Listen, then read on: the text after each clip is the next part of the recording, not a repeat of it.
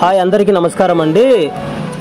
దువ్వూరు మండలం మిర్జాఖానిపల్లి గ్రామం నందు ప్రతాప్ గారి కుమారుడి పుట్టు వెంట్రుకల సందర్భంగా అక్కడ చాలా మందికి భోజనాలు పెట్టడం జరిగింది.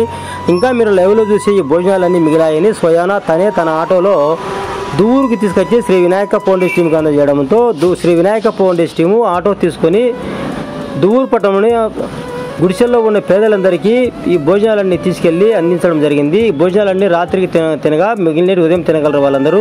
దాదాపు ఇంతమంది గుడిసెలో ఉన్న అందరికీ ఆకలి తెరిచిన ప్రతాప్ గారిని శ్రీ వినాయక ఫౌండేషన్ టీం అభినందిస్తుంది. ప్రతి ఒక్కరూ ప్రతాప్ గారిని ఆదర్శంగా తీసుకొని భోజనాలని దుబారా చేద్దని కోరుకుంటున్నాం. Thank you. జై హింద్, జై భారత్.